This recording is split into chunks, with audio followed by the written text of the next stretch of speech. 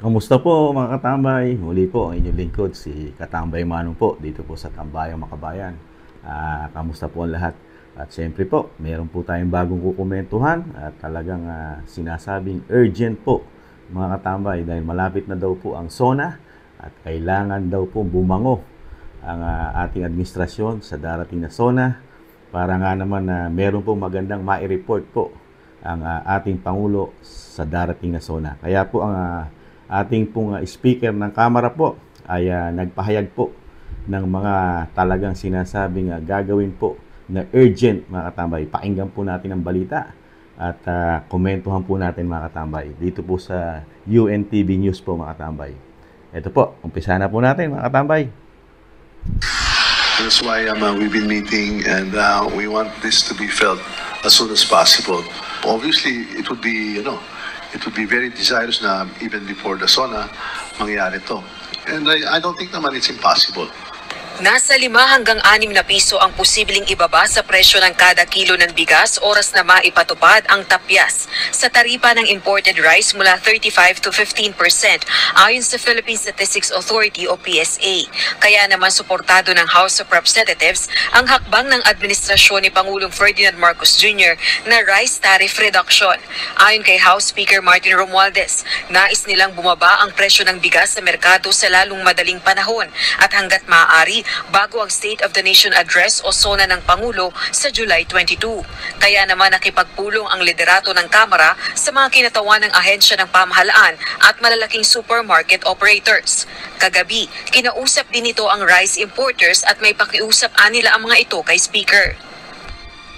Now they're having some problems kasi di ba meron silang pinasok ng taas.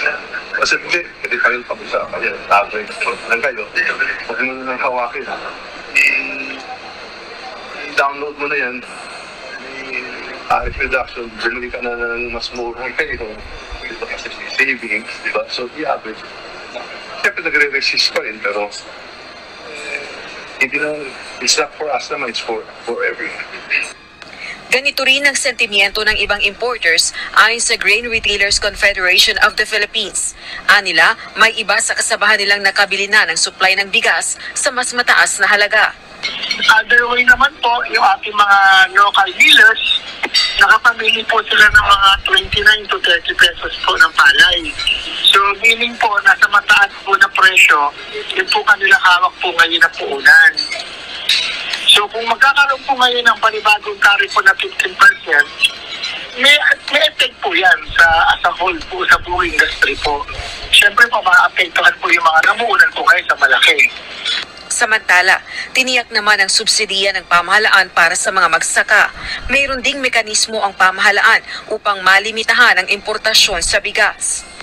If and when it is necessary for us to adjust the necessary interventions that our farmers needs, ay nakalatag na rin naman po yun. We can give additional, basta may ma-provide na budget po sa atin ng Kongreso, at ang ating Pangulo ay maibibigay po natin itong mga to. So basta ang assurance lang niya is to make a more efficient and effective doon sa interventions na nakalatag natin para sa ating mga rice farmers. For DA, yan po mga katambay, narinig po natin ang balita po sa UNTV kung ano po ang sinasabi po na talagang gagawin po ng ating pamahalaan, lalo po sa pangunguna po ng ating speaker na si Martin Romualdez mga katambay.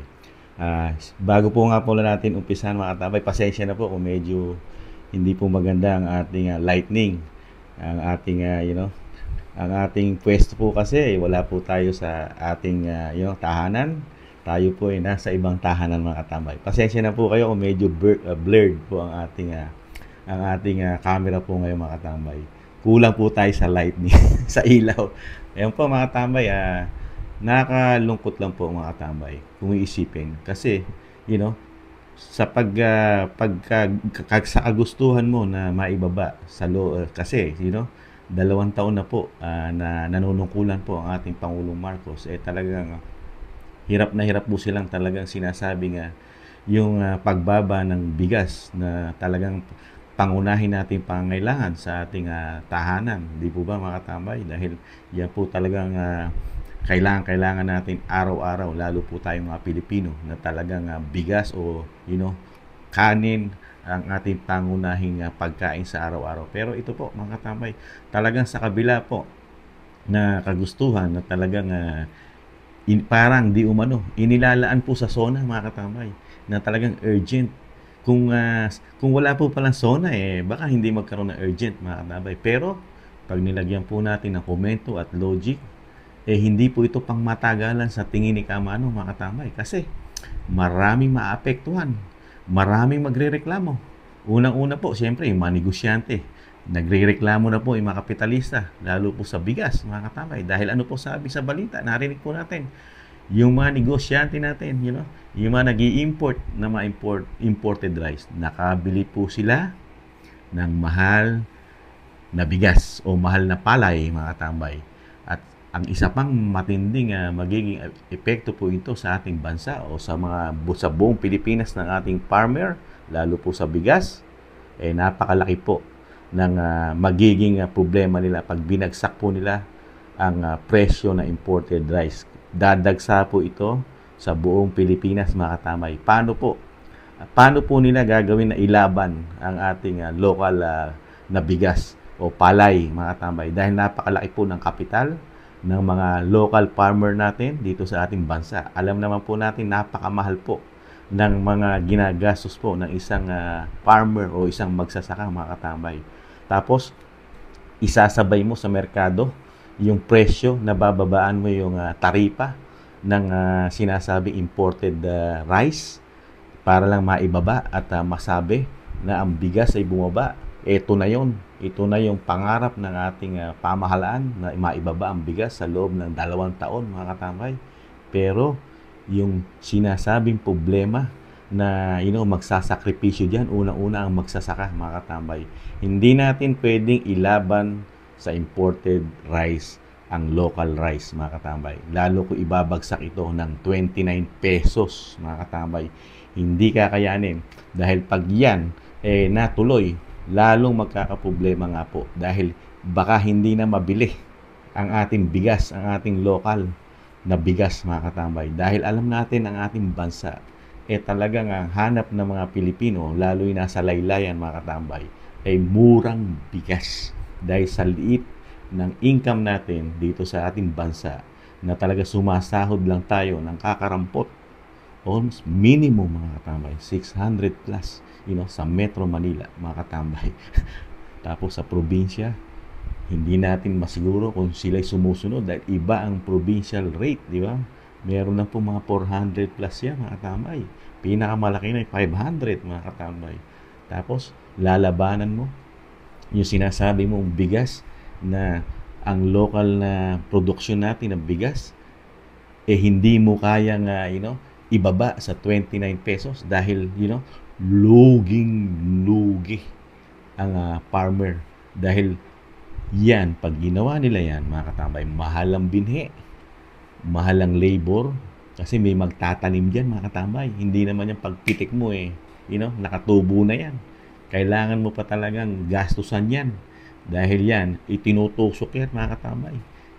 Paano kung hindi ka naman high-tech, na wala kang machine, na mismo yung makina ang magtatanim para sa'yo? Alam naman natin ang presyohan niya kung gaano kamahal yan. Di ba? Paano yung mga mahirap natin magsasaka? Mano-mano nilang ginagawa yung mga katambay. Yan yung sinasabing magtanim ay hindi biro dahil maghapon kang nakayuko. Di ba mga katambay? Kaya nakakalungkot lang po na ito pong ating di umano na talagang gusto lang maging mabango daw di umano sa darating na SONA mga katambay. Talagang isasakripisyo po ang napakarami po nating magsasaka. Dahil ito po pinulaan na po ito mismo noong mga nakarang linggo, araw ng mismo ng kapatid ng Pangulo na siya kinukundina niya yung plano na talagang tapyasan ang taripa ng imported na rice na bumabagsak sa ating bansa mga katambay. Dahil marami itong papatayin at talagang sinasabing magkakandalugi-lugi ang ating mga magsasaka. At talagang parang sinasabi mo na isasakripisyo mo yung yung napakarami nating farmers sa buong Pilipinas dahil lang doon sa sinasabing bumango di umano, at mapatunayan mo na kayang gawin ng ating pamahalaan yung kanyang pangarap at pangako na maipababa ang sinasabing presyo ng bigas, mga katambay. Ano po sa tingin niyo, mga katambay? Ito po ba talagang sinasabing ito na yung pinakamahabang solusyon na gagawin ng ating pamahalaan, na ito po ba'y magtutuloy-tuloy? Yan po ang malaking tanong ng ating mga kababayan, mga katambay. Dahil ito po ba ay band-aid solution lang? Dahil ito po ay hanggang SONA lang po ba? Pagkatapos ng SONA, balik normal na naman po. Dahil unang-una, lahat ng mga negosyante dito po sa bigas ay talagang aangal po ito, mga katambay. Aangal. Lalo po yung mga gustong malaking kumita di umano, mga katambay, na hindi sanay kumita ng kakarampot. Ito po ang mga masasaktan dyan, mga katambay. At syempre, ang pinaka masasaktan dito ang ating mga farmer na may hirap, mga katambay, na umaasa lang dito sa sinasabing tumaas man lang sana. Pero nakakalungkot po, mga katambay, dahil narinig din po natin sa balita na talagang isasacrifice nila ang mga farmer. Pero ano po pangako nila? Narinig po natin at nakita po sa balita, ang pangako nila ay bibigyan po ng ayuda po ang mga farmer. Dahil siyempre po, dahil malulugi sila. Ang solusyon, ayuda pa rin, mga katambay. Kaya po ang ating pamahalaan ngayon ay talagang sagana po tayo sa ayuda, mga katambay. Ayuda para sa sinasabing mahihirap nating kababayan na talagang kailangan tulungan ng ayuda. At ngayon po, ayuda na naman, mga katambay, para po sa ating mga farmers. Yan po ang napakahabang solusyon at tinatawag na sinasabi nga po ng mga eksperto natin, siyempre, mga nagsusuri. Ang pinakamahabang solusyon ng ating pamahalaan ngayon ay ayuda, mga katambay. Hindi trabaho. Solusyon na mahaba ang binibigay sa atin, ayuda, mga katambay. Sa lahat ng problema ng bansa, ang solusyon, ayuda. Kaya po, nakakalungkot po, mga katambay. At kayo po, ano po ang tingin nyo po, mga katambay? Dito po, ano po ang komento nyo? At malaya po tayong magkukomento. Ito po ay komento ni Kamanong, mga katambay. Kung hindi nyo po nagustuhan ang aking komento, pagpasensyahan nyo po si Kamanong dahil komento ko po to. Pwede rin po kayo mag-comment po sa ating comment section, mga katambay. At thank you po sa mga gusto po ng ating napakaliit na channel, Tambayang Makabayan, komento ni Kamanong. Muli po, mga katambay, paalam po. At siyempre po, taste po na tayo. At umasa po tayo sa awa at tulong ng Diyos na makakabangon pa ang ating bansa. Paalam. Bye-bye. Ingatan nawa.